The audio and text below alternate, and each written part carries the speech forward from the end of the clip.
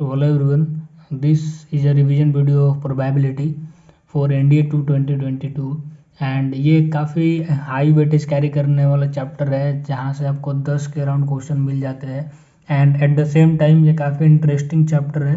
तो इसमें मैंने सारे theories, important formulas, some results and a variety of questions ये सब कवर किया है। तो उन क्वेश्चंस को करके आपका पूरा रिवीजन हो जाएगा। मैंने सारे टाइप्स के क्वेश्चंस ले रखे हैं, ठीक है। तो अभी के लिए स्टार्ट करते हैं। तो प्रोबेबिलिटी सबसे पहले मैं बता दूं कि प्रोबेबिलिटी किसी भी इवेंट के होने के चांसेस और ना होने के कितने चांसेस है ये बताता है।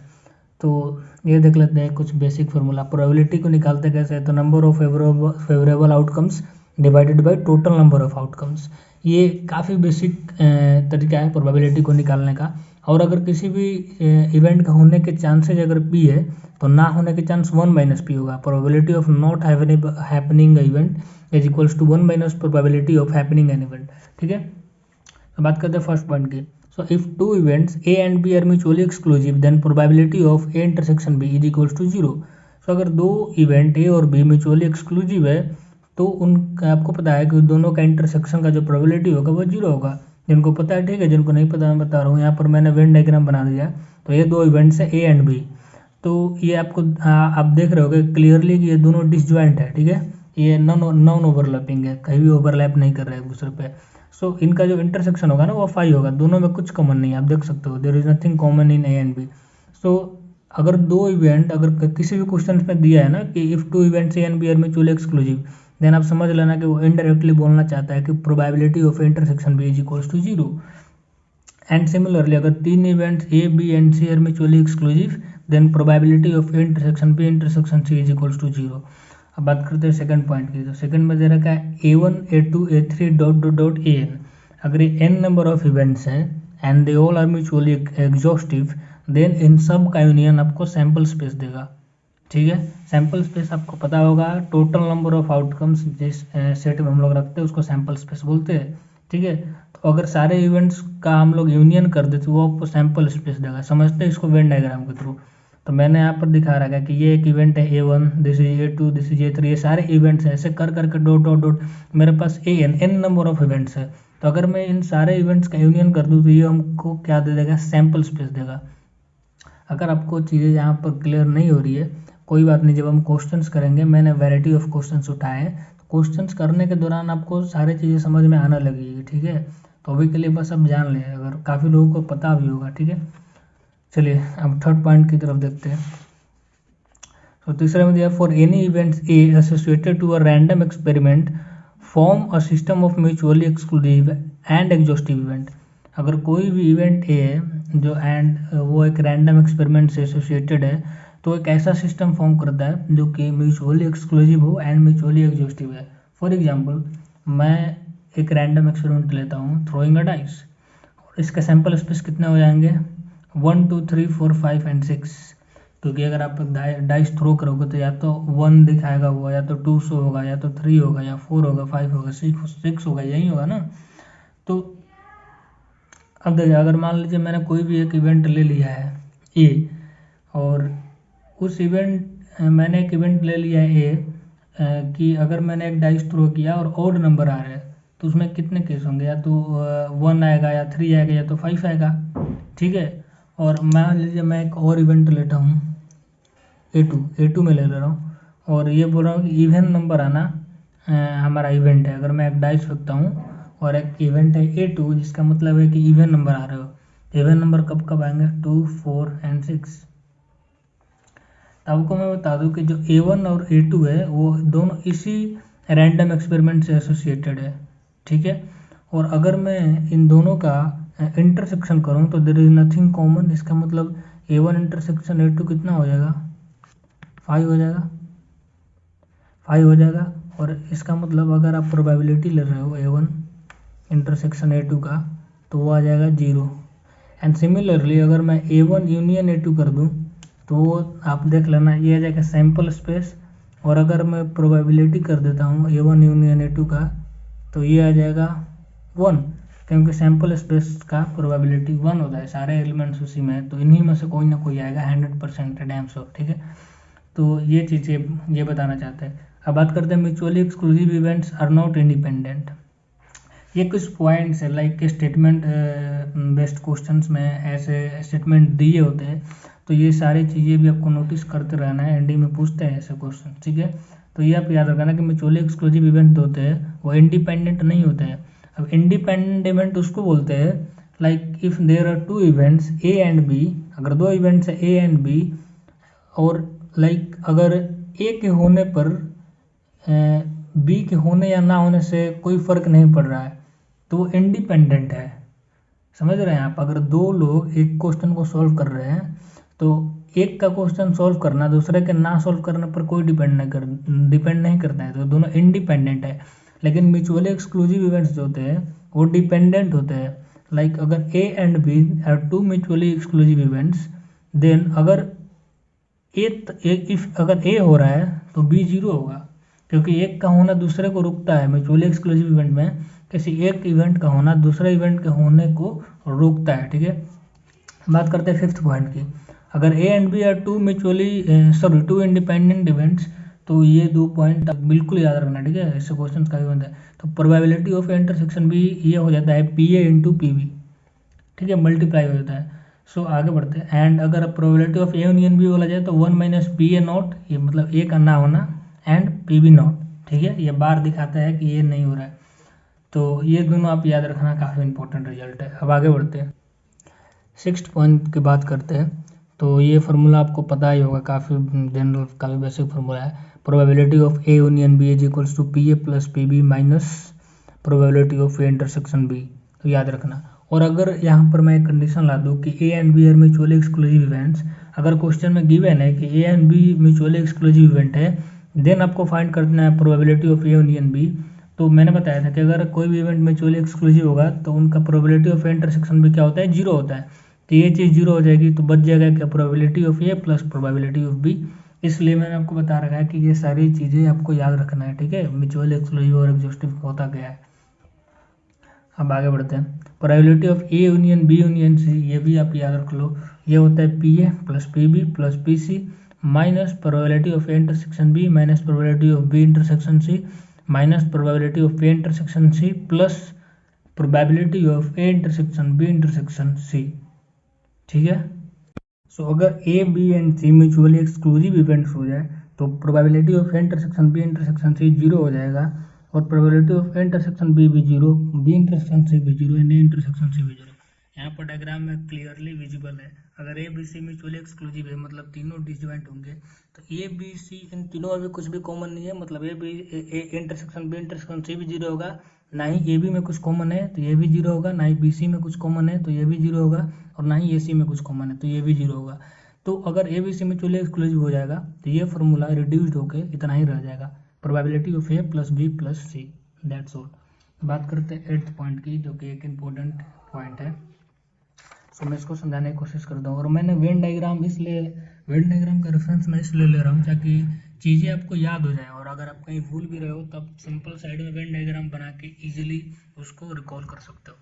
तो अब आते हैं एट्थ पॉइंट में। एट्थ पॉइंट का ये पॉइंट बोलता है कि probability of occurrence of B only, ठीक है। तो अगर दो इवेंट्स है ए एंड बी, तो केवल बी कहीं होने के चांस क्या है, इसको हम लिखते ऐसे, लाइक इंटरसेक्शन का मतलब होता है एंड, और यूनियन का मतलब होता है और, इतना आपको पता होना चाहिए। तो प्रोबेबिलिटी ऑफ ए बार मतलब ए नहीं हो रहा है एंड बी हो रहा है, मतलब दोनों इवेंट एक साथ हो रहा है, मीन्स ए नहीं हो रहा है लेकिन बी हो रहा है, तो बेसिकली हम लोग यही निकाल रहे हैं कि probability of occurrence of B only. तो ये हो जाएगा probability of B minus probability of intersection B. Similarly probability of occurrence of A only, मतलब केवल ए हो रहा है, मतलब ए तो हो रहा है इंटरसेक्शन बी नहीं हो रहा है, तो इसका फॉर्मूला होता है कि P A minus probability of A intersection B. C की बात कर रहे हैं, कोई बात नहीं, मैं यहाँ पर वेन डायग्राम के थ्रू जब आपको मैं बताऊंगा तो ये सारे फार्मूला क्लियर हो जाएंगे। अभी के लिए बस आप फार्मूला देख लें। अगर और सी होता है कि probability of exactly one of the two events A and B, मतलब probability of occurrence of exactly one of the two events, मतलब ए एंड बी में से केवल एक ही हो रहा है, ठीक है। तो इसको हम लोग लिखते हैं कि ए हो रहा है नहीं लेकिन बी नहीं हो रहा है, या फिर ए हो रहा है, ए नहीं हो रहा है और बी हो रहा है, और इसका फॉर्मूला होता है P A plus P B minus 2 times of probability of A intersection B. चलिए वेन डायग्राम सबको समझाता हूँ। तो पॉइंट ए की बात करते हैं। पॉइंट ये बोल रहा है कि probability of occurrence of B only, तो केवल बी के होने का चांस क्या है, तो ये है ए, ये है बी, और ये जो है ना ये इन दोनों में कॉमन है, तो मुझे क्या चाहिए, केवल बी हो रहा है, ए नहीं हो रहा है। तो ये जो पार्ट है ये ए में भी है और बी में भी है, तो मैं इस पार्ट को अगर हटा दूँ तो मेरे पास केवल बी बचेगा, प्योर बी। तो इसलिए मैं क्या करूँगा कि probability of B, probability of B मतलब ये पूरा बी का होना, और इसमें से ये पार्ट मैं ब्लू पेन से कर दे रहा हूँ, ये पार्ट इसको मैं घटा दे रहा हूँ, जिसको मैं बोलूँगा कि प्रोबेबिलिटी ऑफ इंटरसेक्शन बी। आपको पता है जो कॉमन होता है, जो ओवरलैप्ड रीजन होता है दोनों ए और बी में, वो होता है इंटरसेक्शन बी। तो मैं बी में से अगर इस पार्ट को घटा दूँ तो मेरे पास प्योर बी बचता है, ठीक है। और अब बात करते हैं बी पॉइंट की। इसमें बोला है कि probability of occurrence of A only, केवल ए हो रहा है उसके चांसेस क्या है। तो मैं पहले निकालूंगा प्रोबेबिलिटी ऑफ ए, जिसमें पूरा आएगा, बट इसमें ये जो ये रीजन है ना, ये इसमें बी भी आ जा रहा है, तो मैं इसको घटा दूंगा, ठीक है। तो probability of A intersection B, तो मैं प्रोबेबिलिटी ऑफ ए में से ए इंटरसेक्शन बी को घटा दूंगा, तो मुझे मिलेगा probability of occurrence of A only. अब बात करते हैं कि exactly one of the A and B, मतलब या तो ए हो या तो बी हो, ए और बी दोनों नहीं हो सकते। तो या तो ए होगा और या तो बी होगा, दोनों नहीं होगा। तो मैं probability of A plus probability of B, तो जैसे मैंने प्रोबेबिलिटी ऑफ ए ऐड किया तो उसमें भी ये वाला पार्ट आ रहा है, और मैं जब प्रोबेबिलिटी ऑफ बी ऐड किया उसमें भी ये वाला पार्ट आ रहा है। तो ये पार्ट दो बार आ रहा है, तो मैं इसको 2 टाइम्स माइनस कर दूंगा, तो minus 2 times probability of intersection B. तो वेन डायग्राम से चीज़ें आपको क्लियर हो गई होगी, आई होप। अब बात करते हैं 9th पॉइंट की। तो 9th में बोल रहा है, ये एनडीए में पूछता है ऐसा क्वेश्चन, ठीक है। तो अगर A B and C are 3 events, then probability of at least 2 of A B and C occurs. तो अगर A B and C 3 events है, तो पूछता कि एटलीस्ट ए बी और सी में से कोई भी 2 होना चाहिए, मतलब कम से कम 2 इवेंट्स अगर हो, ज़्यादा से ज़्यादा तीनों भी हो सकता है। तो इसका फॉर्मूला होता है कि probability of A intersection B plus B intersection C plus probability of C intersection A minus 2 times of probability of A intersection B intersection C. अब मैं इसको आपको वेन डायग्राम से समझाता हूँ। इसमें पूछा है कि at least 2 of A and B occur होना चाहिए, कम से कम 2 ओकर होना ही चाहिए, ठीक है। तो कम से कम 2 होना चाहिए, तो या तो ए बी हो जाए, ठीक है, तो मैं इसको कर दे रहा हूँ, या तो ए बी हो जाए, ए और बी में यही दोनों कॉमन है, या तो मैं बोलूँगा बी सी हो जाए, 2 होना चाहिए ना एक टाइम पर, या फिर मैं बोलूँगा कि सी ए हो जाए, या फिर मैं बोलूँगा कि तीनों हो जाए। ये जो रीजन है ना, ये मैं छोटा सा ट्रायंगल ड्रॉ कर रहा हूँ, ये तीनों में कॉमन है, ये ए में भी कॉमन है, बी में भी कॉमन है और सी में भी कॉमन है। लेकिन आप देख रहे हो कि जब मैंने ए बी कहा तो ए बी में भी ये वाला पार्ट आया, बी सी में भी ये वाला पार्ट आया और सी ए में भी ये वाला पार्ट आया। तो ये पार्ट जब मैं ऐड कर रहा था तो ये वाला पार्ट 3 बारी ऐड हो चुका था ऑलरेडी, तो मैं इसको 2 बारी घटा दूंगा तो 1 रह जाएगा। समझ रहे हैं आप। तो ऐसे वेन डायग्राम से आपको ये फार्मूला क्लियर हो जाएगा, ठीक है। नहीं समझ में आया तो एक बारी रिवाइंड पीछे जाकर दोबारा से देख लेना, 10 सेकंड पीछे जाकर, ठीक है, समझ में आ जाएगा आपको। अब आगे बढ़ते हैं, ठीक है। तो उसी 9th पॉइंट में सेकंड पॉइंट की बात करते हैं, probability of exactly 2 of A B and C. अब 3 इवेंट है ए बी एंड सी, अब इसमें पूछ रहा है कि एग्जैक्टली 2 होने के क्या चांस है। उसमें था एटलीस्ट कम से कम 2, मतलब मैक्सिमम 3 भी हो सकते थे, इसमें मैक्सिमम 3 नहीं होना, इसमें बस 2 ही चाहिए इसको। तो या तो ए बी हो जाए, या तो बी सी हो जाए, या तो ए सी हो जाए। अब जब मैंने इन तीनों का ऐड किया तो ए बी और सी 3 बारी ऐड हुआ था, तो मैं 3 बारी माइनस भी कर दूंगा, ठीक है। तो ये हो गया प्रोबेबिलिटी ऑफ एग्जैक्टली 2। इसको आप याद कर लेना, अगर आपको समझ नहीं भी आ रहा हो तो आप याद कर लेना, ये इंपॉर्टेंट है, क्योंकि जब हम आगे क्वेश्चंस कराएंगे तब आपको पता चलेगा इनका यूजेज, ठीक। अब बात करते हैं exactly 1 of A B and C occurs. अब 3 इवेंट है ए बी सी, तो पूछ रहा है एग्जैक्टली 1 होना चाहिए, एक से ज़्यादा मुझे नहीं चाहिए। तो इसका फॉर्मूला ये होता है probability of A plus probability of B plus probability of C minus 2 times of probability of intersection B minus 2 times probability of B intersection C minus 2 times probability of intersection B plus 3 times probability of intersection B intersection C. अब मैं try करता हूँ कि Venn diagrams इस formula को आपको मैं समझा सकूँ। 100% अगर समझ में आ जाए बढ़िया है, नहीं तो अगर 60-80% भी समझ में आता है वो ठीक है, बाकी 20% क्वेश्चन करते टाइम आपको समझ में आ जाएगा। तो मुझसे पूछा था कि एग्जैक्टली 1 होना चाहिए, इन तीनों में से बस एक चाहिए मुझे, ठीक है, एग्जैक्टली 1। तो मैं पहले आपको बता देता हूँ कि एग्जैक्टली 1 का मतलब क्या होता है।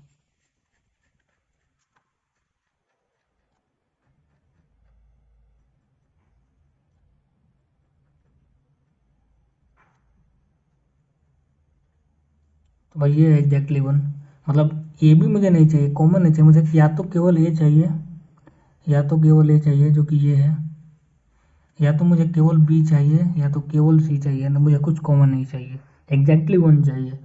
तो इसके लिए मुझे क्या करना था कि मैंने इन तीनों को जब ऐड किया, मैंने एक बारी ए ऐड किया, ठीक है, फिर मैंने प्रोबेबिलिटी ऑफ बी किया, वहाँ पर आप देख सकते हैं एक बारी मैंने ए किया है, फिर मैंने बी किया है।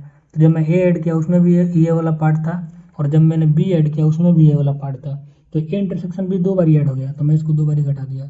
सिमिलरली जब मैंने बी को ऐड किया तो उसमें भी ये वाला पार्ट था, और जब मैंने सी को ऐड किया उसमें भी ये वाला पार्ट था, तो मैंने फिर से 2 टाइम्स बी इंटरसेक्शन सी को घटा दिया, एंड सिमिलरली मैंने 2 टाइम्स ए इंटरसेक्शन सी को घटा दिया।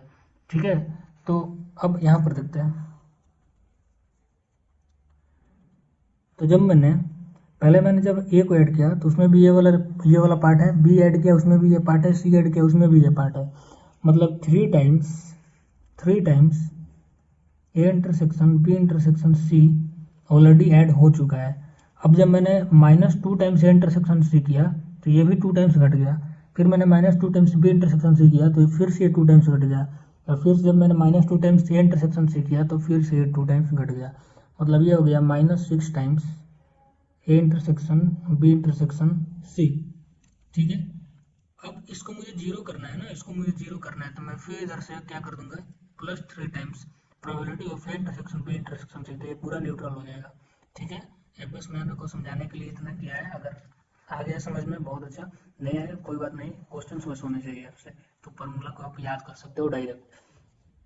आते हैं कंडीशनल प्रोबेबिलिटी से, यहाँ से क्वेश्चंस काफ़ी पूछे जाते हैं। तो इसको ए रिप्रेजेंटेशन का तरीका है, इसको पढ़ते इस तरीके से कि probability of A given that कि बी हैज़ ऑलरेडी अकर्ड। तो अब ए के होने के कितने प्रोबेबिलिटी है कि अगर आपको पहले से ही पता है कि बी हो चुका है, तो ये इसका फार्मूला है कि probability of intersection B divided by probability of B. अब इसमें अगर A and B independent event हो जाए, then probability of A given that B has already occurred, ये हो जाएगा P A, and probability of B given that A has already occurred, ये हो जाएगा पी बी। मैं एक को प्रूफ कर देता हूँ, सिमिलरली आप दूसरे को प्रूफ कर लोगे। तो probability of A intersection B, A and B independent event है, तो ये हो जाएगा probability of A intersection B ऊपर होता है, तो जब ए और बी इंडिपेंडेंट है तो मैं ए इंटरसेक्शन बी को क्या लिख सकता हूँ, P A into P B, पीछे पढ़ना जो मैंने करवाया है आपको पता चल जाएगा, and divided by P B. तो ये पी बी से पी बी गया, बचा गया पी ए। तो अगर ए एंड बी इंडिपेंडेंट है तो हमारे पास क्या आ गया, probability of A intersection B, sorry probability of A given that B has occurred is equals to P A, तो मैंने यही लिखा है। और सिमिलरली आप इसको भी प्रूफ कर सकते हैं, या अदरवाइज आप इसको डायरेक्ट याद कर लेना। अब देखिए यहाँ से एनडीए में क्वेश्चन पूछा था, उसमें दिया कि A and B are independent events, then आपको याद रखना है कि A not and B are also independent event, and A and B not are also independent event, A not and B not are also independent event। मतलब कि अगर A and B independent event है तो ये जो तीनों है ये भी इंडिपेंडेंट इवेंट है। ठीक है, अब आगे, if probability of occurrence of at least 1 is given by, हाँ ये देख लेना भाई, जो probability of A union B है इज नथिंग बट, ये बोल रहा है कि क्या प्रोबेबिलिटी है कि या तो ए होगा या तो बी होगा, या यूनियन का मतलब आप या से कंसिडर कर सकते हो और से कंसिडर कर सकते हो, तो इसको यहीं पढ़ दे, ये यहीं देता है, प्रोबेबिलिटी ऑफ यूनियन भी आपको देता है कि एटलीस्ट 1, ठीक है, ऑकरेंस ऑफ एटलीस्ट 1, या तो ए हो या तो बी हो, तो इसको निकालते हैं इस तरीके से इफ इंडिपेंडेंट इवेंट के केस में। ठीक है, अदरवाइज जनरल फॉर्मूला तो मैंने आपको पीछे बता दिया है, तो ये डायरेक्ट रिजल्ट याद रखना, इससे MCQ में भी पूछ ले। अब आते हैं बाइनोमियल डिस्ट्रीब्यूशन में, तो इससे क्वेश्चन काफ़ी इजी आते हैं, और इसको यूज कब करते हैं मैं ये भी आपको बताऊंगा। जैसे कि अगर मैं आपसे बोलूँ कि मैं कॉइन को 2 टाइम्स टॉस कर रहा हूँ, तो उसका सैम्पल स्पेस आप इजीली लिख दोगे।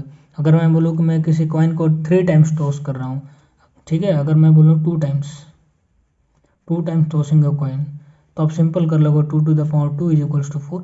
मैं बोलूँ कि मैं 3 टाइम्स टॉस कर रहा हूँ, ठीक है, मैं बोलूँ कि 3 टाइम्स टॉस कर रहा हूँ, तो आप सिंपल कर लोगे 2 to the power 3 is equals to 8। Sample space में 8 एलिमेंट होंगे, लेकिन ऐसे ही बढ़ते गया, मैंने बोला कि मैं 5 टाइम्स टॉस कर रहा हूँ, तो आप पूरा कितना लिखोगे, 8 एलिमेंट तो आप लिख दोगे, लेकिन मैं अगर बोलूँ 5 टाइम्स तो हो जाएगा 32 एलिमेंट्स। तो आप लिखते लिखते आपका पूरा टाइम निकल जाएगा।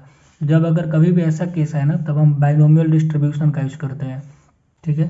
तो बाकी आप जब हम क्वेश्चन करेंगे तो ये आपको क्रिस्टल क्लियर हो जाएगा, कोई टेंशन नहीं लेना, ठीक है।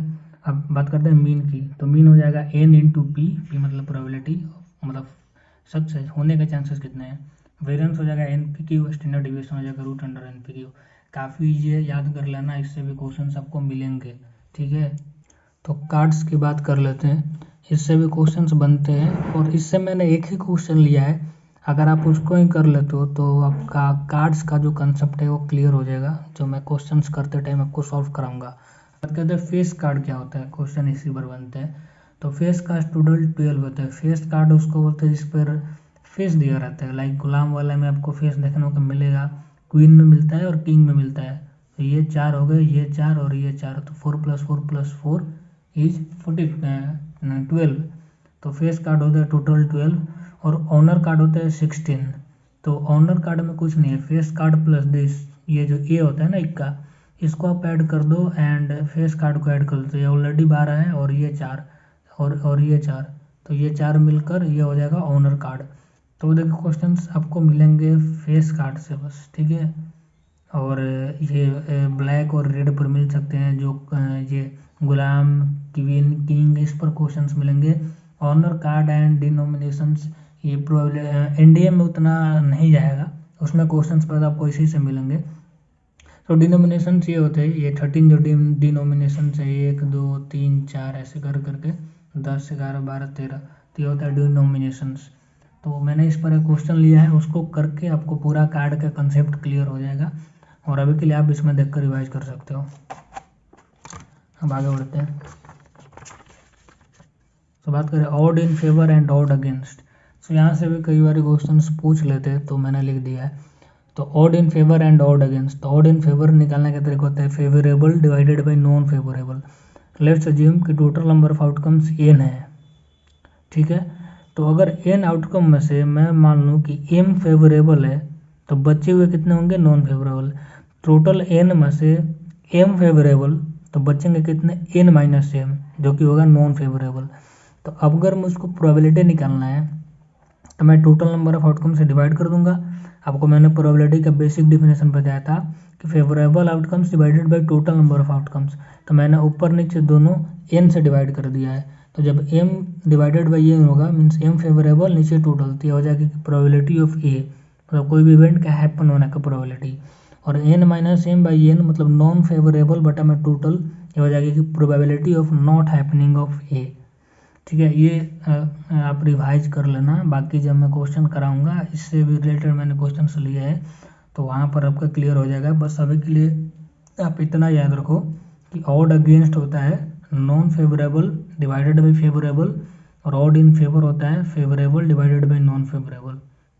और एक इस टर्म में याद रख लेना, probability of happening of A divided by probability of not happening of A, and odd against होता है probability of not happening, against है तो नॉट हैपनिंग होगा ऊपर में, अगर फेवरेबल है तो हैपनिंग होगा ऊपर में, ठीक है। ये अगर ये ट्रिक भी लगा कर आप याद कर सकते हो। अब आगे बढ़ते, तो आज ये प्रीवियस ईयर क्वेश्चन कर दे। तो ये एनडीए 2022 में पूछा हुआ क्वेश्चन है, दे रखा है कि 2 digits out of 1 2 3 4 and 5 are chosen at random and multiplied together. What is the probability that the last digit in the product appears as 0? Question में बोल रहा है कि इन 5 में से हम किसी भी 2 डिजिट को रैंडमली चूज करते हैं और दोनों को आपस में गुना कर देते हैं, मल्टीप्लाई कर देते हैं, तो क्या प्रोबेबिलिटी है कि जो दोनों डिजिट का प्रोडक्ट आ रहा हो, ठीक है ना, उसमें जो लास्ट डिजिट हो वो 0 हो, ठीक है। तो पहले हम करेंगे ये 1 2 3 4 5, टोटल हमारे पास 5 डिजिट है, इसमें से कोई भी 2 डिजिट को हमको चुनना है। तो अगर आपने पीएनसी पढ़ा है तो आपको पता होगा, 5 में से दो चीज़ों को चुनने का तरीका होता है 5C2, ये हो जाएगा हमारे पास टोटल नंबर ऑफ वेज। ये क्या होगा, टोटल वेज। टोटल वेज कितना होगा, 5C2। 5C2 निकालने का तरीका आप कर दो 5/2 इंटू 5 में से 1 गया 4, 2 में से 1 गया 1, आप कर दो 2, ये जाएगा 10। तो मतलब अगर हमको किसी भी 5 में से किसी 2 चीज़ को उठाना है तो टोटल हमारे पास 10 तरीके हैं उस चीज़ को करने के लिए।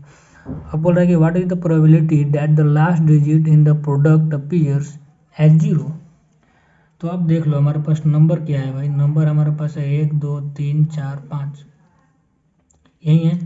तो अब देख लो कि इनमें से किन्हीं दो का मल्टीप्लाई करने में कौन मतलब लास्ट डिजिट किन में 0 आ रहा है। तो एक बार आएगा अगर मेरे हमारे पास 4 और 5 हो, 4 5 कितना होता है 20, तो इसमें लास्ट डिजिट क्या आ रहा है 0। या फिर अगर हमारे पास 5 और 2 हो तो यहाँ पर भी कितना आ जाएगा 10, तो लास्ट डिजिट क्या आ जाएगा 0। बाकी कोई भी इसमें से आप दो नंबर ले लो 0 नहीं आएगा। तो हमारे पास प्रोबेबिलिटी क्या हो जाएगा हमारे पास, favourable divided by non favourable, ठीक है, favourable divided by total, sorry. तो फेवरेबल हमारे पास कितने केस बन रहे हैं, दो केस बन रहे हैं, एक 5 4 बन रहा है और एक 5 2 बन रहा है। तो फेवरेबल टू टोटल हमने निकाल लिया है 10, तो क्या आ जाएगा 1/5, ठीक है। तो सेकंड क्वेश्चन देखते हैं। सेकंड क्वेश्चन है कि 3 digit number are formed using the digits 1 3 7 without repetition of digit. A number is randomly selected. What is the probability that the number is divisible by 3? 1 3 and 7 में से 1 3 and 7 में से कोई भी एक नंबर सेलेक्ट करना है, ठीक है। पहले बोल रहा है कि 1 3 एंड 7 के यूज करके हमको 3 डिजिट का नंबर फॉर्म करना है। तो पहले मैं एक बॉक्स बना लेता हूँ, ठीक है, 2 3। तो पहले में भरने के कितने तरीके हमारे पास, 3 तरीके, तीनों में से और विदाउट रिपीटेशन लिखा है कि एक बार अगर आपने किसी नंबर को फिल कर दिया तो दोबारा आप रिपीट नहीं कर सकते। तो मैं फर्स्ट बॉक्स में से इन तीनों में से किसी एक को भर दे रहा हूँ। अब कोई एक जो इसमें आ गया इन दोनों में नहीं आ सकता, रिपीटेशन अलाउ नहीं है, तो दूसरे बॉक्स को भरने के लिए हमारे पास 2 नंबर बचे। अब इन दोनों में से जो भर गया वो इसमें नहीं आ सकता, तो इसके लिए मेरे पास ये बचा। तो टोटल वेज हमारे पास कितनी आ गए, ये मल्टीप्लाई कर देना है, 3 × 2 × 1 आ जाएगा 6। तो टोटल हमारे पास ऐसे 6 3 डिजिट नंबर होंगे इन तीनों का यूज करके जो बनेगा। अब बोल रहा है कि a number is randomly selected, what is the probability that the number is divisible by 3। तो इन जो 6 डिजिट नंबर बना है इसमें से कोई भी एक नंबर को हम रैंडमली सेलेक्ट करते हैं तो क्या प्रोबेबिलिटी है कि वो 3 से डिविजिबल हो। तो बेसिक जो डिविजिबिलिटी रूल होता है 3 का, वो कहता है कि कोई भी नंबर 3 से तभी डिविजिबल होगा जब उस नंबर का सम 3 से डिविजिबल हो, ठीक है। जैसे अगर आपको फाइंड करना है कि कोई भी जैसे ये एक 3 डिजिट नंबर है 336, आपको चेक करना है कि 3 से डिविजिबल है कि नहीं, तो आपको इन तीनों का सम कर लेना है बस, 3 3 6 और 6 12। तो 12 अगर 3 से डिविजिबल है तो ये भी 3 से डिविजिबल होगा। अब हमारे पास जो 6 डिजिट है वो इन 3 नंबर का यूज करके हम लोगों ने बनाया है। तो पहले हम इनका सम कर ले, तो ये आ जाएगा 11। तो जब ये 11 आ जाएगा तो अब आप देखो कि जो 6 डिजिट हमारे पास बने हैं 3 डिजिट का, उसमें से कोई भी ऐसा डिजिट नहीं है जो कि 3 से डिविजिबल हो, क्योंकि इन्हीं तीनों का यूज करके ये भी बने हैं। तो फेवरेबल आउटकम हमारे पास 0 आ जा रहा है। तो अगर ऊपर में 0 हो नीचे कुछ भी हो, ठीक है ना, तो प्रोबेबिलिटी हो जाएगा 0। तो ऐसा नहीं हो सकता, और ऐसे क्वेश्चन इंडिया में पूछता है जो थोड़ा सा ट्रिकी होता है, ठीक है। तो थर्ड क्वेश्चन में चलते हैं। थर्ड क्वेश्चन में दिया है what is the probability that the root of the equation this are real where n belongs to natural number and n is also less than 3। ठीक है, तो इस क्वेश्चन को देखते हैं।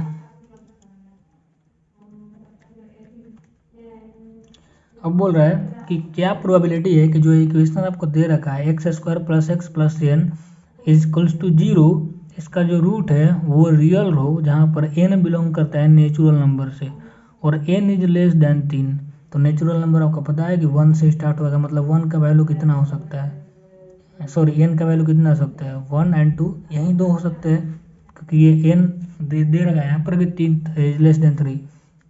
तो जैसे मैं n के जगह पर 1 पुट कर रहा हूँ यहाँ पर देखना, तो x² + x + 1 = 0। और ये इक्वेशन ना आपको याद होना चाहिए, काफ़ी फेमस इक्वेशन है। ये इक्वेशन याद कर लेना, जैसे भी आपको कहीं इक्वेशन दिखे x² + x + 1, तो इसका रूट होता है ओमेगा एंड ओमेगा², ये हो जाएगा इसका रूट। और आपको पता है कि ये जो है ओमेगा, ये एक इमेजिनरी नंबर है जो कि एग्जिस्ट नहीं करता है। Omega and omega they both are imaginary number, तो रूट्स रियल नहीं होंगे, ठीक है ना। तो इसका प्रोबेबिलिटी क्या हो जाएगा, 0 हो जाएगा, ठीक है। तो आगे बढ़ते हैं। तो आ जाते हैं फोर्थ क्वेश्चन पे जो कि एनडीए 2021 में पूछा था। इसमें दिया काफ़ी अच्छा क्वेश्चन है इसलिए मैंने इसको ले लिया, ठीक है। अब problem is given to 3 students A B and C. किसी प्रॉब्लम को 3 स्टूडेंट्स को दिया गया है A B and C, whose probability of solving the problem independently, events independent है, ये सारी चीज़ों को आपको गौर करना है, और 1/2, 3/4 and p respectively. If the probability that the problem can be solved is 29/32, then what is the value of p? देखिए क्वेश्चन दिया कि प्रोबेबिलिटी है कि ए से क्वेश्चन सॉल्व हो जाए 1/2, और ये प्रोबेबिलिटी कि बी सॉल्व कर दे ये 3/4, और ये प्रोबेबिलिटी कि सी सॉल्व कर दे ये है पी, और इसी को हमको फाइंड करना है। और दिया है कि probability that the problem can be solved is 29/32। अब दिया कि प्रॉब्लम सॉल्व हो गया है, उसका प्रोबेबिलिटी है, प्रॉब्लम इज सॉल्व, इसका प्रोबेबिलिटी दिया है 29/32। तो ये सारी चीज़ें गिवन है, पी हमको निकालना है। देखते हैं इसको। तो देखो अगर ऐसा क्वेश्चन आया ना तो आप इसके रिवर्स मेथड से ट्राई करो बनाने का। इसमें दिया कि 3 स्टूडेंट्स को क्वेश्चन दिया गया है सॉल्व करने का, इंडिपेंडेंटली तीनों सॉल्व कर रहे हैं। ए का सॉल्व करने का प्रोबेबिलिटी 1/2 है, बी का सॉल्व करने का 3/4 है, एंड सी का पी है। और प्रोबेबिलिटी दिया है कि क्वेश्चन सॉल्व हो गया, उसका प्रोबेबिलिटी है 29/32, then what is the value of P. तो अगर सॉल्व होने के चांस 29/32 है तो ना सॉल्व होने के चांस कितने होंगे, 1 - 29/32, ठीक है। और ये कितना हो जाएगा, 3/32 हो जाएगा, ठीक है।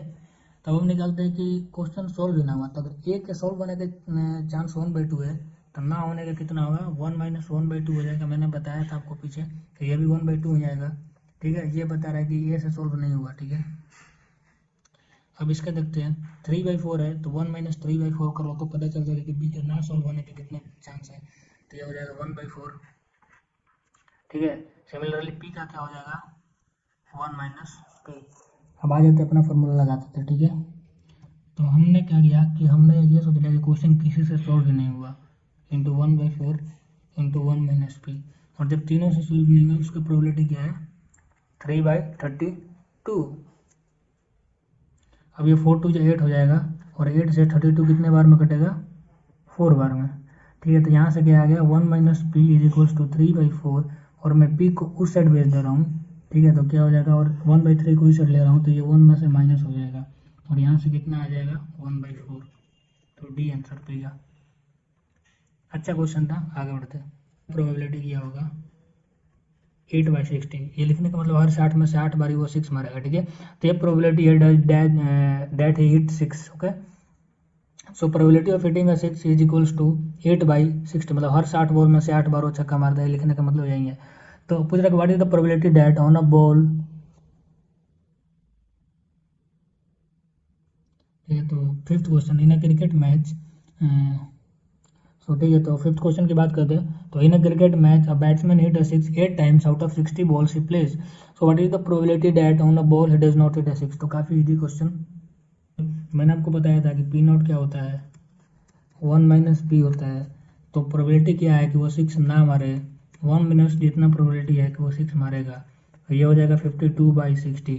आप इसको कटा लो तो ये 4 टाइम्स अगर आप कटाओ तो ये हो जाएगा 4 1 जा 4, 4 3 जा 12, 4 1 जा 4, 4 5 जा 20, ये आ जाएगा 13/15। तो ऑप्शन डी। आगे बढ़ते हैं, तो सिक्स्थ क्वेश्चन करते हैं, ये बाइनोमियल डिस्ट्रीब्यूशन का है। So in a binomial distribution the mean is 2/3, variance is 5/9, then what is the probability that random variable x is equals to 2। तो मीन मैंने आपको बताया था, मीन होता है n इंटू पी, जिसका वैल्यू हमें दिया है 2/3, वेरिएंस होता है NPQ, इसका वैल्यू है 5/9, ठीक है। और हमसे पूछा गया है x इज इक्वल्स टू 2, ठीक है। तो सबसे पहले मैं एक काम कर रहा हूँ, एन पी हमें पता है, एन पी है 2/3, तो मैं एन पी के जगह पर लिख दे रहा हूँ 2/3 into Q is equals to 5/9, ये गया 3 टाइम्स में, और यहाँ से क्यू हमारे पास आ गया 5/6, ये 2 इधर आकर डिवाइड हुआ है, तो क्यू आ गया 5/6। तो ये इंप्लाई करेगा क्या कि पी होगा कितना, 1 - क्यू, और ये आप करोगे तो ये आ जाएगा 1/6, ठीक है। सो पी आ गया हमारे पास, क्यू आ गया, एन निकाल लेते हैं। तो एन पी हमारे पास कितना है 2/3, और पी हमें पता है पी कितना है 1/6, तो मैं पी के ऊपर क्या लिख दे रहा हूँ, एन इंटू 1/6, ठीक है। ये लिख देता हूँ, ठीक है। तो ये हो गया 2/3, ठीक है। तो ये हो जाएगा 2 टाइम्स में जाएगा इधर, तो एन हमारे पास आ गया कितना 4।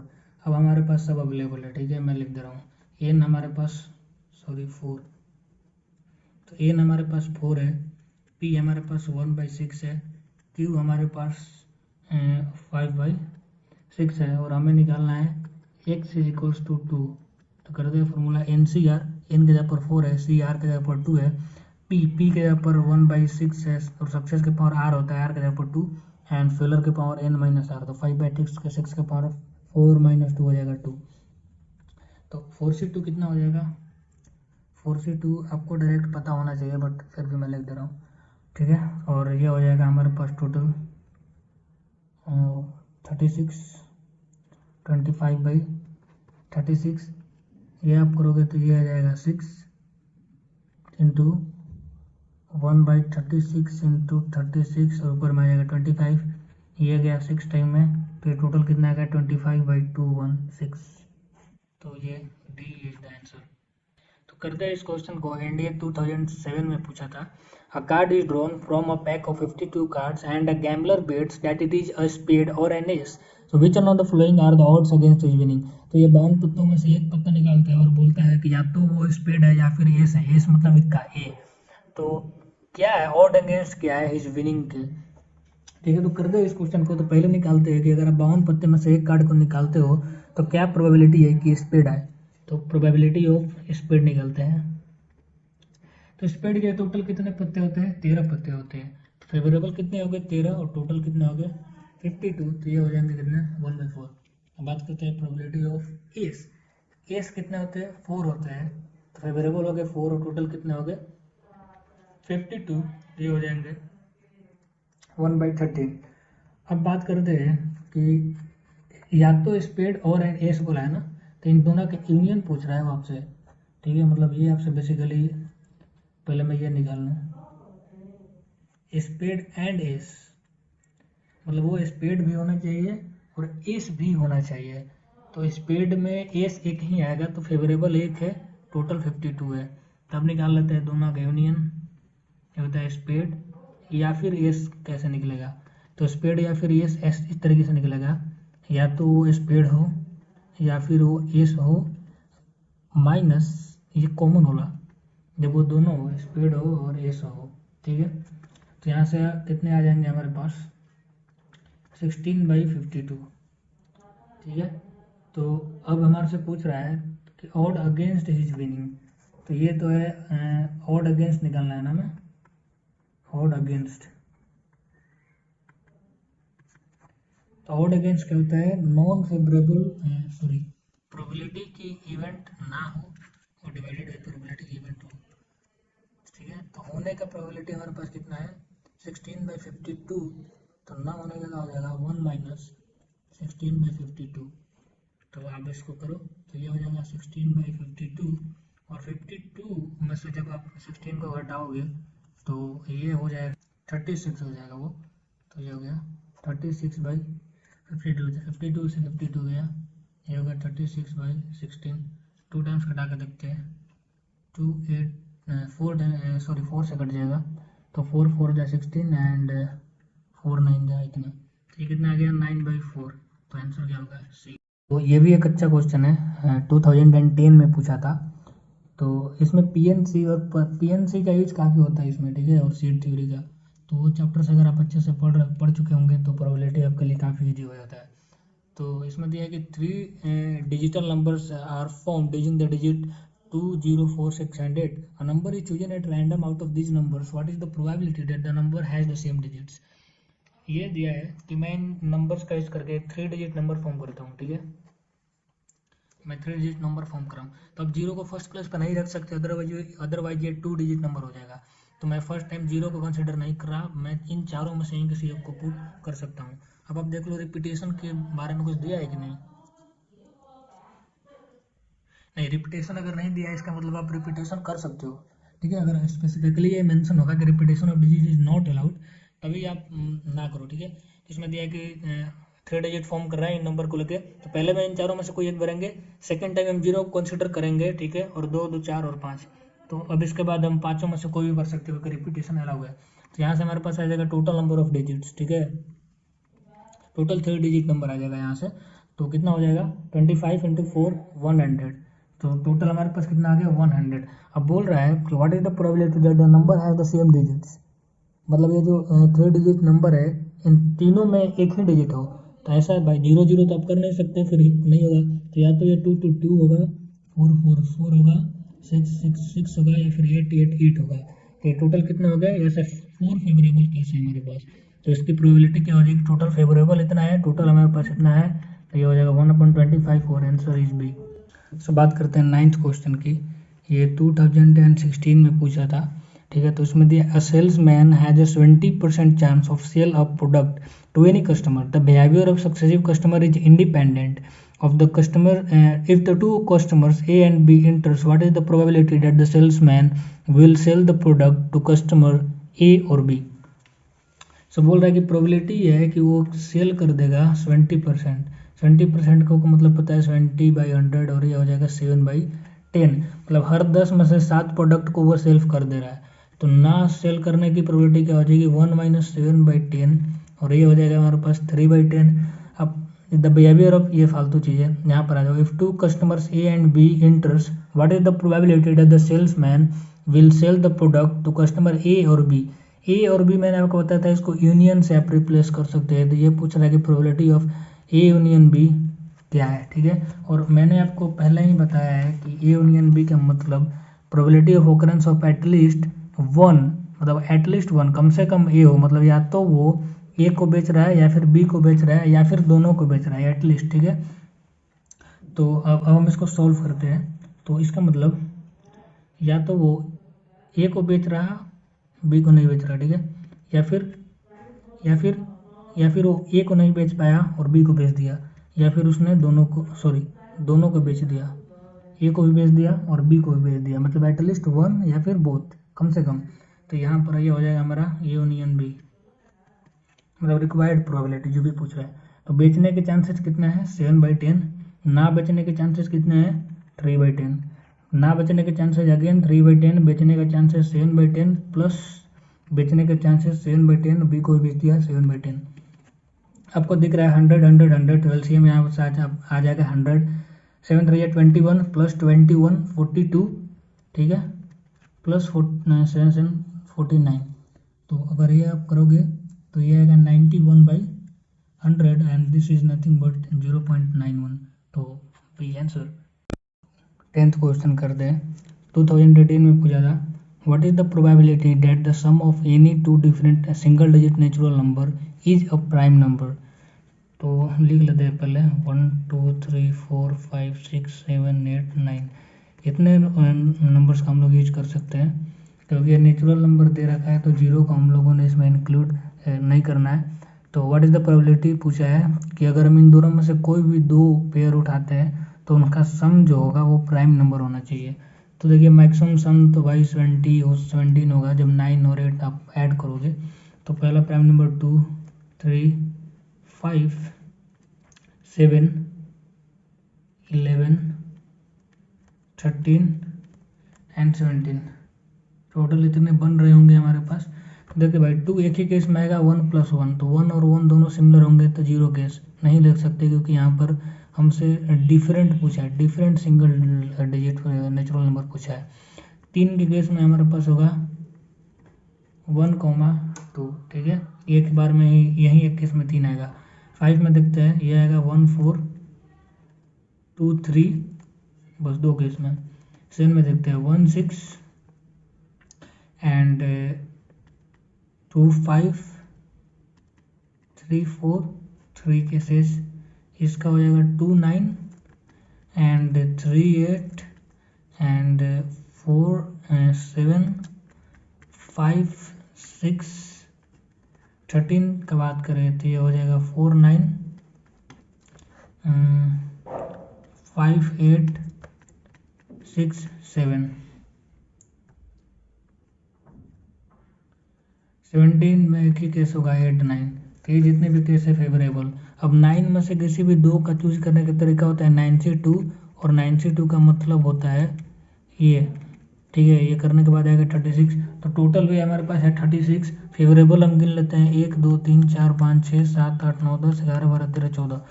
तो फेवरेबल 14, टोटल 36। तो ये हमारा रिक्वायर्ड प्रोबेबिलिटी हो जाएगा। ये कटेगा 7 टाइम्स में, ये कटेगा 19 में, तो ये हो जाएगा 18 में, ये हो जाएगा 7/18 और बी आंसर हो जाएगा इसका। सो 11th क्वेश्चन की बात करते हैं। 2016 में पूछा हुआ था ये। There is 25% chance that it's rain on a particular day, what is the probability that there is at least one rainy day with in a period of 7 day. बोला कि 25% चांस है बारिश होने की। तो प्रोबेबिलिटी ऑफ रेन क्या है, 25/100 which is 1/4। बोला कि what is the probability that there is at least one rainy day with in a period of 7 day. मतलब 7 दिन में एक दिन रेनी डे हो, एटलीस्ट एक दिन, मतलब कम से कम एक, और ज़्यादा से ज़्यादा 7 में से 7 दिन रेनी डे हो तो चलेगा। तो अगर आप उस वे में निकालते हैं तो काफ़ी लंबा पड़ जाएगा। तो सबसे बढ़िया हम क्या करते हैं, किसी भी चीज़ के होने के चांस अगर p है तो ना होने के चांस क्या होता है, 1 - p होता है ना। किसी भी चीज़ के होने के चांस अगर p है तो ना होने के चांस होता है 1 - p।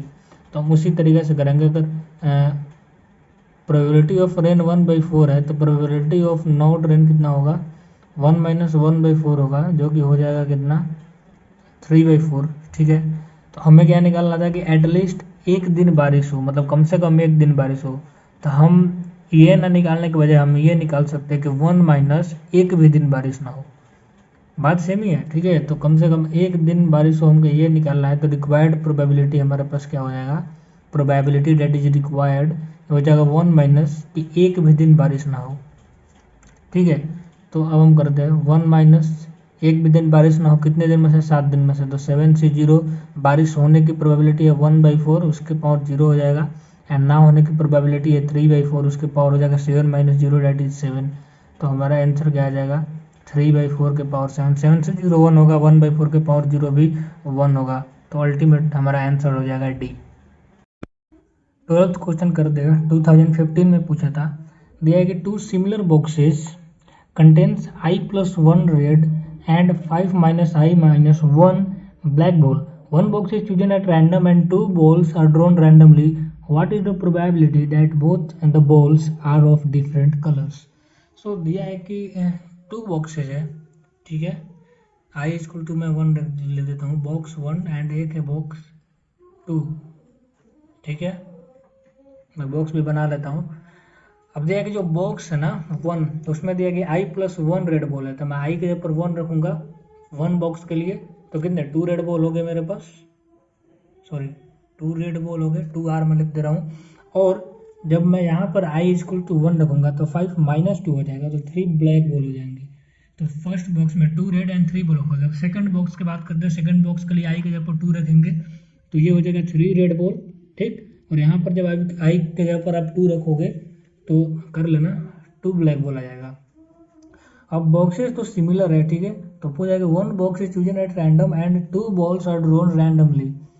What is the probability that the both the balls are of different colour. दोनों में से किसी एक बैग को चूज किया और 2 बॉल्स को निकाला रैंडमली। ठीक है। और ये रैंडमली 2 बॉल्स को निकाला। अब बोला कि what is the probability that the both the balls are of different colour.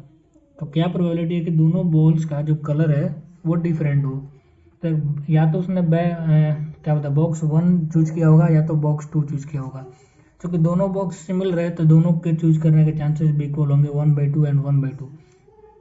तो 2 केस बनेंगे इसमें। तो प्रोबेबिलिटी क्या हो जाएगा, 2 केस बनेंगे। या तो उसने फर्स्ट बॉक्स चूज किया और फर्स्ट बॉक्स में से 2 बॉल निकाला और दोनों बॉल हमें डिफरेंट भी चाहिए। इसका मतलब उसने एक बॉल निकाला रेड में से, तो 2/5 रेड आने की प्रोबेबिलिटी क्या है, 2 फेवरेबल है रेड, ये सॉरी ये ब्लैक है, मैंने गलती से कर दिया। ठीक है। तो फेवरेबल केस क्या है, रेड आने में 2 रेड है और टोटल कितना है 2 रेड और 3 ब्लैक, तो 5। अब आते हैं एक बॉल उसमें से निकल चुका है तो अब हमें निकालना है एक और बॉल और वो होना चाहिए ब्लैक, तभी तो 2 डिफरेंट कलर के बॉल आ सकेंगे। तो मैं दूसरा ब्लैक निकालने वाला हूँ। तो ब्लैक टोटल कितने हैं 3 और अब बचे कितने, एक रेड में से निकल गया तो 3 ब्लैक और एक रेड, बचे कितने 4। एक केस ये हो सकता है या फिर उसने सेकंड बैग चूज की हो जिसकी प्रोबेबिलिटी भी 1/2 है एंड देन उसने सेकंड में से एक रेड निकाला फेवरेबल 3 टोटल 5 एंड देन जब एक रेड निकल गया फिर अब वो ब्लैक निकलेगा, 2 ब्लैक और एक निकल गया तो 4, समझ गए। तो ये हो जाएगा फेवरेबल। अब इसको ये रिक्वायर्ड प्रोबेबिलिटी है, अब सिंपल कैलकुलेशन है। तो ये हो जाएगा 5 4 जा 20 और 22 जा 40, या फिर सीधा पहले आप ये कर लो, ये खत्म, ठीक है। ये हो जाएगा 6/20 और ये सिंपल 3/10, तो ऑप्शन बी। 13th क्वेश्चन को सॉल्व करते हैं। 2008 में पूछा था ये। What is the probability that 3 randomly selected person are born on 3 different days of the week. Important question है, इस टाइप्स के क्वेश्चन यूजुअली पूछे जाते हैं, ठीक है। तो बोल रहा है कि क्या प्रोबेबिलिटी है कि अगर आप कोई भी 3 रैंडम पर्सन को सेलेक्ट कर रहे हो तो वो एक वीक के 3 अलग अलग डेज में मतलब पैदा हुए होंगे, ठीक है। तो करते हैं, सीधे मैं लिख दे रहा हूँ क्योंकि काफ़ी सिंपल है। तो देखो भाई, पहले बंदे के लिए 7 में से 7 दिन अवेलेबल है, वो किसी भी एक दिन पैदा हो गया, ठीक है। अब दूसरे के लिए 7 में से 6 दिन बचे, क्योंकि डिफरेंट पूछ रहा है ना। तो पहले के लिए 7 में से 7 दिन फेवरेबल है, वो किसी भी दिन पैदा हो सकता है। लेकिन अगर उसने कोई भी एक दिन ले लिया तो दूसरे के लिए अब 6 बच जाते हैं, क्योंकि अलग अलग डे में different days in a week देखना है। थर्ड के लिए अब 7 में से कितने बच गए, 5 बच गए। वेरी सिंपल, सीधा आप इसको कर लो। ये हो जाएगा कितना, ये तो कट गया, ये हो जाएगा 49/30, ठीक है। तो अब आप जब इसको करोगे तो ये अप्रोक्स आ जाएगा समथिंग लाइक 0.6 आएगा। तो भी आप कैलकुलेशन कर लेना, ठीक है। अब नेक्स्ट क्वेश्चन। सो 14 क्वेश्चन देखते हैं। 2018 में पूछा हुआ था, 2 integers x and y are chosen with replacement from the set this, ठीक है। 0 से लेकर 10 तक एलिमेंट है गिवन सेट में। तो the probability that x minus Y का मॉडुलस इज ग्रेटर देन 5। तो इसी जो नंबर है 0 से 10 के बीच में, इनमें से कोई भी 2 नंबर हमको चूज करना है जिनका डिफरेंस 5 से ज़्यादा हो। तो हम स्टार्ट करते हैं। तो पहला हो जाएगा पेयर हमारा 0-6 का, 5 से बड़ा होगा, या फिर हम 6 से पर 7 रख सकते हैं, 8 रख सकते हैं, 9 रख सकते हैं, 10 रख सकते हैं, ठीक है। सेकंड 1 से स्टार्ट करते हैं। तो 1-7, सॉरी थोड़ा गंदा हो गया, ये 1 है ये, ठीक है। तो ये हो जाएगा 8 9 10, ठीक है। 2 से करेंगे, 8 की जगह पर हम 9 रख सकते हैं, 10 भी रख सकते हैं, ठीक। 3 से अगर हम कर रहे हैं 9 की जगह पर हम लोग 10 भी रख सकते हैं। 4 से कर रहे हैं एक ही होगा 10, ठीक है। तो अब देखते हैं, आप पता है ये मॉडुलस है, अगर आप इसको रिवर्स में भी रखा ना, अगर ये 6 - 0 भी हुआ ना फिर भी ठीक है। तो हम लोग इसको रिवर्स भी कर सकते हैं। तो अगर ये कितना है, 1 2 3 4 5, ये 5 केस बन रहा है। 5 × 2 कर दे रहा हूँ, यहाँ पर 4 केस बनेंगे। 4 × 2 3 केस बन रहा है, 3 × 2 2 केस बन रहा है, 2 × 2 1 केस बन रहा है, 1 × 2 टोटल कितना हो गया, 10 8 6 4 2। इन सबको आप ऐड करो, हो जाएगा टोटल 30। तो ये हमारे पास कितना है, फेवरेबल केस है, ठीक है। फेवरेबल केस, तो फेवरेबल को हम लोग ऊपर रखते हैं। अब हमें नीचे फाइंड करना है टोटल। तो टोटल नंबर 0 से लेकर 10 तक 11 नंबर है, ठीक है। तो 11 में से हम कोई भी 2 नंबर चूज करें, X and Y with replacement. मतलब अगर एक बारी मैंने जो नंबर निकाला ना सेकंड, फिर मैंने उसको वापस से रख दिया और फिर मैं सेकंड निकाल रहा हूँ, मतलब पहली बार जो निकाला उसको मैं रिप्लेस कर दिया। तो उसका मतलब पहले वर्ड निकालने से सेकंड निकालने का कोई उस पर मतलब डिपेंड नहीं करता है। तो ये हो जाएगा टोटल पहले निकालने का 11 तरीका, 11 में से एक नंबर निकालने का 11 तरीका, फिर सेकंड 11 तरीका। तो ये हो जाएगा 30 और 11 × 11 हो जाएगा 121 and the answer is C. आगे बढ़ते तो 15th क्वेश्चन को करते हैं। ये एक क्वेश्चन से आपके काफ़ी कंसेप्ट क्लियर होने वाले हैं और इस टाइप्स के क्वेश्चन काफ़ी पूछे भी जाते हैं एनडीए में, ठीक है। और आपने भी अगर एग्ज़ाम दिया होगा तो आपने फेस किया होगा, ठीक है। आगे अगर आप फर्स्ट टाइम भी देने जा रहे होगे तो इस टाइप का क्वेश्चन काफ़ी चांस है कि आपको मिल सकता है।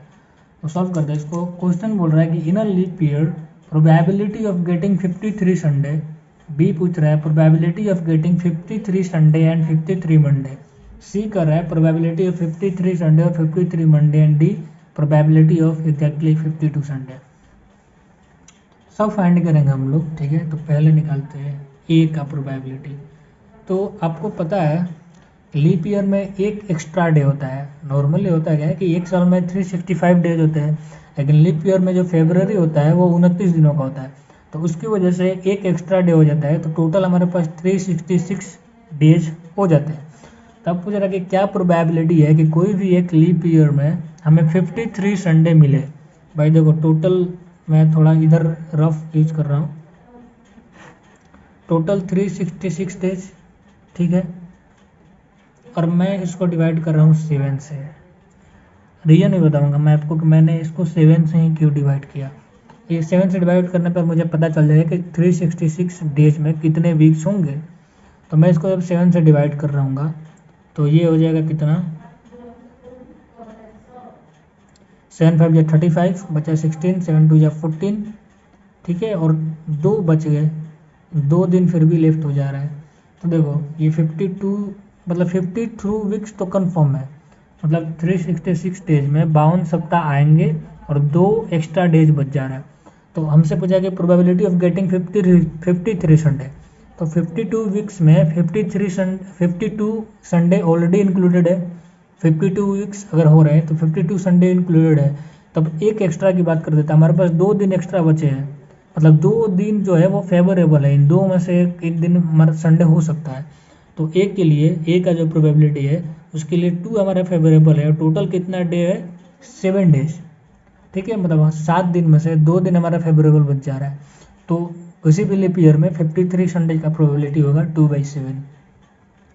बी की बात करते हैं, probability of 53 Sunday and 53 Monday, मतलब 53 संडे भी है 53 मंडे भी है, मतलब ये 2 दिन जो बचे हैं ना, इसमें से एक संडे हो जाए और एक मंडे हो जाए। तो इसके लिए मैं आपको दिखा देता हूँ सैम्पल स्पेस।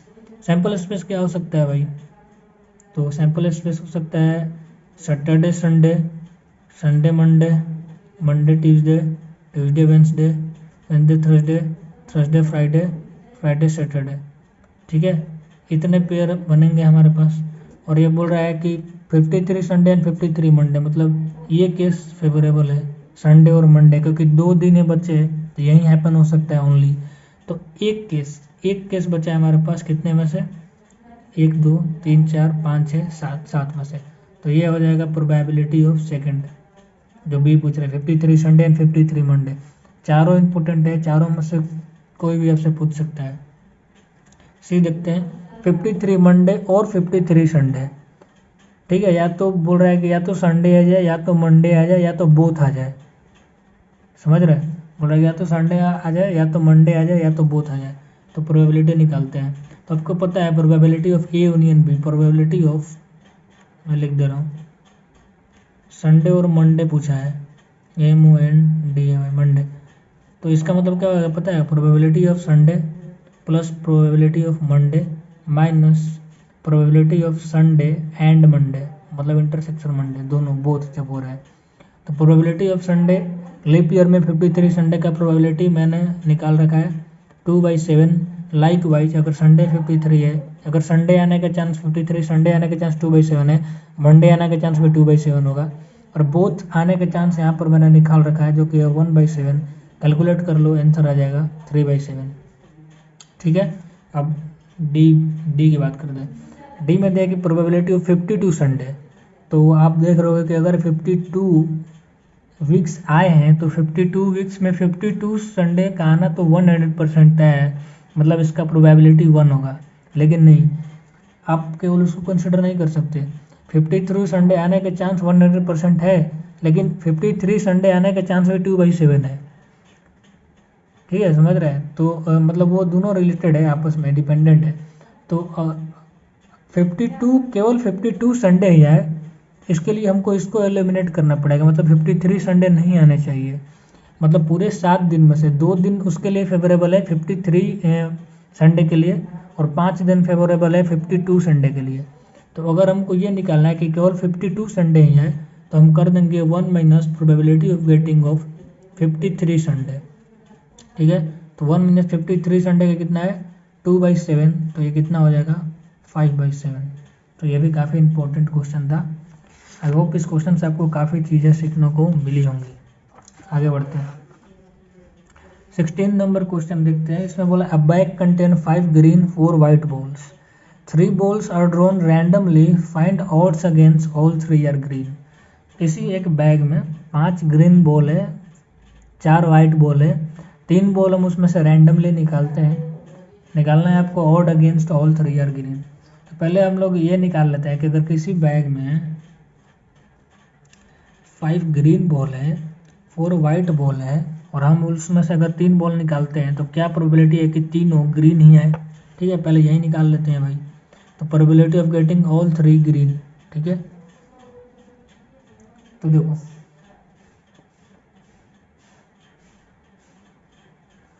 टोटल हमारे पास कितने बॉल है, 9 बॉल। टोटल हम 9 में से 3 बॉल निकाल लेते हैं और ग्रीन के फेवर में कितने हैं, 5 ग्रीन है, तो टोटल हम 5 में से 3 निकाल लेते हैं। तो ये हमारा वो प्रोबेबिलिटी है जब तीनों के तीनों बॉल हमारे ग्रीन आ रहे हैं। अब इसको आप कैलकुलेट करो। 5C3 का मतलब होता है 5C2, क्योंकि NCR का मतलब ये होता है NC N-R होता है। ठीक है, तो हम 5C3 को 5C2 लिख सकते हैं। ठीक है, और 5C2 का मतलब होता है 5/2 इंटू 4/1। 9C3 का होगा 9, 8, 7, 3, 2, 1। एक एक घटाते जाना है फॉर इज कैलकुलेशन। ठीक है, ये 2 टाइम्स गया, ठीक है, ये 3 टाइम्स गया, ये 4 टाइम्स गया। ऊपर में हो जाएगा 10 हमारे पास, नीचे में हो जाएगा 12 इंटू 7। फर्दर आप इसको कटा सकते हैं, ये हो जाएगा 5, ये हो जाएगा 6, तो ये हो जाएगा कितना फाइनली 5/42। अब हमें निकालना क्या है, ठीक है, अब हमें निकालना है ऑड अगेंस्ट। ऑड अगेंस्ट वाले क्वेश्चन मैंने 2 करा दिए आपको। Odd against all 3 are green. तो मैंने बताया था कि ऑड अगेंस्ट का क्या होता है कि प्रोबेबिलिटी की इवेंट ना हो डिवाइडेड बाई प्रोबेबिलिटी की इवेंट हो जाए। ठीक है, तो भाई इवेंट होने का प्रोबेबिलिटी मैंने निकालना है 5/42,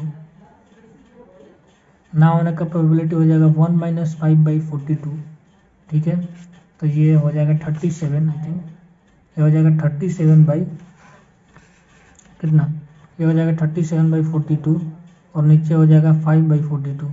42 से 42 कट गया, बचा हमारे पास क्या 37/5। ये हमारा आंसर है। ठीक है, अब आगे बढ़ते हैं। तो ये 17 क्वेश्चन करते हैं, काफ़ी इंपॉर्टेंट क्वेश्चन है ये भी। 3 friends have same birth month, find probability. कोई मतलब इस क्वेश्चन कर रहे हैं कि कोई भी 3 फ्रेंड है जिनका सेम बर्थ मंथ हो तो उसकी क्या प्रोबेबिलिटी है। 3 दोस्तों की एक ही बर्थ मंथ होने की क्या प्रोबेबिलिटी है, मतलब तीनों एक ही महीने में तीनों का बर्थडे आता है, उसकी क्या प्रोबेबिलिटी है। ठीक, तो बात करते हैं भाई। तो टोटल नंबर ऑफ वेज कितना हो जाएगा, टोटल 12 है ना, 12 मंथ, 12 × 12 × 12। भाई देखो बर्थ क्या है, इंडिपेंडेंट इवेंट है।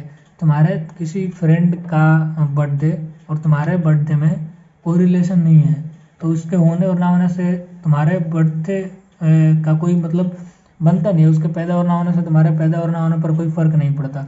तो इसलिए उसके लिए भी 12, तुम्हारे लिए भी 12 और तुम्हारे दूसरे फ्रेंड के लिए भी 12, 12 महीने तीनों के लिए। टोटल नंबर ऑफ वेज हो सकते हैं किसी भी आदमी के पैदा होने के 12 महीने में। ठीक है, और देखते हैं 3 friends have same birth month. तो ये फेवरेबल क्या होगा कि तीनों का एक ही बर्थ मंथ है।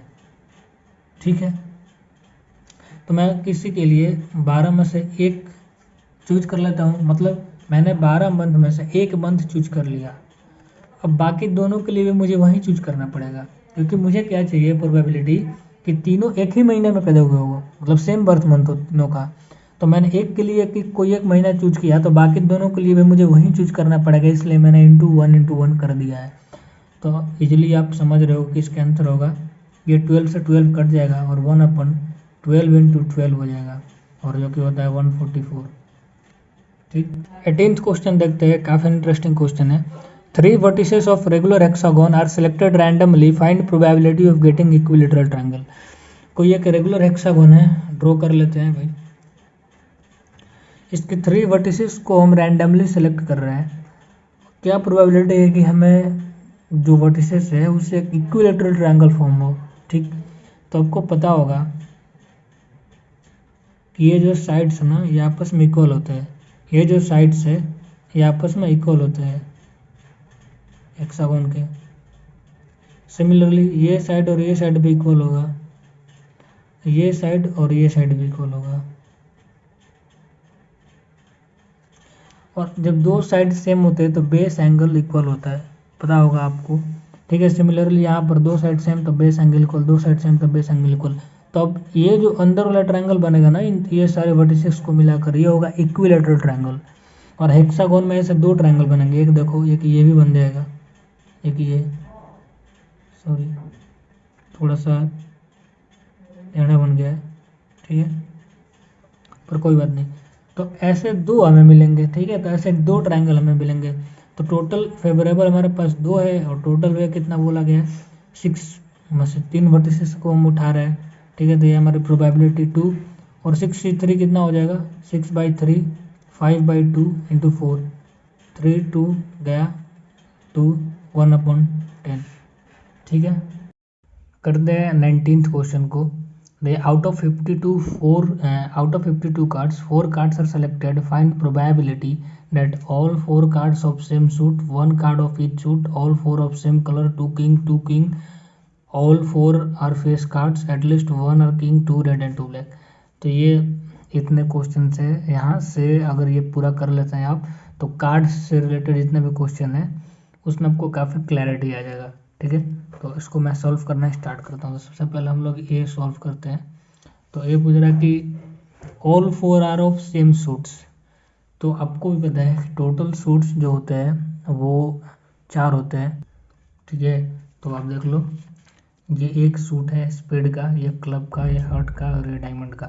तो ये सब 4 डिफरेंट सूट्स है, एंड हर सूट्स में 13 कार्ड्स होते हैं, ठीक है। तो ये रहा स्पेड का सूट, ये क्लब का, ये हार्ट का और ये डायमंड का। तो इसने बोला कि जो 4 कार्ड हम निकाल रहे हैं 52 में से, out of those 4 cards all of are from same suit, एक ही सूट के होने चाहिए। तो पहले मैं क्या करूँगा, ए की प्रोबेबिलिटी निकालने के लिए मैं करूँगा 4 सूट में से किसी एक सूट को मैं पहले चुन लूँगा, और फिर उसी सूट के 13 पत्तों में से कोई 4 पत्तों को निकाल लूँगा, और टोटल वेज कितने हो गए, मैं टोटल 52 कार्ड्स में से 4 कार्ड ले रहा हूँ। तो टोटल दिस इज फेवरेबल था, सेम सूट के होने चाहिए। मैंने 4 में से एक सूट को चुना और उस सूट के 13 में से 4 पत्ते उठा लिए, वेरी सिंपल। अब आ जाता है बी में। बी दिया है कि 1 कार्ड ऑफ ईच सूट, मतलब हर सूट में से एक पत्ते हम निकाल रहे हैं। तो टोटल कितने, 4 सूट, हर सूट में कितने, 13 पत्ते। तो मैं हर सूट के 13 पत्तों में से एक एक पत्ता मैं उठा लेता हूँ, ठीक है। एंड टोटल कितने, 52C 4। आ जाते हैं सी पर। सी बोल रहा है ऑल 4 ऑफ सेम कलर, जो 4 पत्ते अपने निकाले हैं वो सारे एक ही कलर के होने चाहिए। तो 26 रेड होते हैं, 26 ब्लैक होते हैं। तो मैं रेड में से 2 निकाल लूँगा, ठीक है, एंड देन 26 जो ब्लैक है उसमें से 2 निकाल लूँगा, और टोटल कितने हैं, 52C 4। आगे बढ़ते हैं, डी की प्रोबेबिलिटी निकालते हैं। डी में पूछा है कि 2 किंग्स एंड 2 क्वींस, किंग्स 4 होते हैं, क्वींस भी 4 होते हैं। तो 4 में से किन्हीं 2 किंग, 4 में से किन्हीं 2 क्वीन, टोटल 52C 4, ठीक। देखते हैं ई। यदि ऑल 4 आर फेस कार्ड्स, चारों फेस कार्ड से होना चाहिए। टोटल फेस कार्ड्स कितने होते हैं, 12। तो वो 12 में से मैं 4 ले लूँगा, this is our favourable. Total कितना हो जाएगा, 52C 4। काफ़ी ईजी है। एफ देखते हैं, प्रोबेबिलिटी एटलीस्ट 1 किंग, कम से कम एक किंग आना चाहिए। अगर 4 पत्ते आप निकाल रहे हो तो उन चारों में से मिनिमम एक किंग होना चाहिए। ज़्यादा से ज़्यादा 2 भी हो सकते हैं, 3 भी हो सकते हैं, चारों के चारों भी हो सकते हैं। वो निकालने के बजाय मैं ये कर रहा हूँ 1 माइनस नो किंग, मतलब ठीक है, 1 माइनस नो किंग मैं कर दे रहा हूँ। तो उसको करने से मेरे पास आ जाएगा प्रोबेबिलिटी ऑफ एटलीस्ट 1 किंग। तो देखिए 52 में से 4 पत्ते किंग के होते हैं, तो मैं उन 4 पत्तों को हटा देता हूँ। बच्चे कितने मेरे पास, 48। अब उन 48 बचे हुए कार्ड्स में से मैं 4 कार्ड्स ले रहा हूँ, ठीक है, और टोटल 52C 4 वे होते हैं। तो ये जो होगा ना, ये प्रोबेबिलिटी देगा एटलीस्ट 1 किंग का, ठीक। अब आ जाता है जी पर। यदि है कि 2 रेड और 2 ब्लैक होने चाहिए। तो अगर 2 रेड और 2 ब्लैक होने चाहिए, ठीक है, तो मैं क्या करूँगा, 26 रेड होते हैं तो 26 में से 2 ले लूँगा, एंड 26 ब्लैक होते हैं, ठीक है, तो उनमें से भी 2 ले लूँगा। टोटल कितना हो जाएगा हमारे पास 52C4। तो एक सेकंड, यहाँ पर दिया हुआ था कि ऑल 4 ऑफ सेम कलर्स, एक ही कलर का होना चाहिए, तो मैंने यहाँ पर मल्टीप्लाई कर दिया है, जबकि यहाँ पर प्लस होगा, और ये जो 2 है ना ये 4 होगा। मैं आपको बता रहा हूँ क्यों, क्योंकि इसमें तो है कि चारों पत्ते एक ही कलर के होने चाहिए, तो या तो मैं 26 ब्लैक में से चारों पत्ते ले लूँ, या तो मैं 26 रेड में से चारों पत्ते ले लूँ, समझ रहे हो। तो वो थोड़ा सा मिस्टेक हो गया था, उसको आप करेक्ट कर लेना, ठीक है।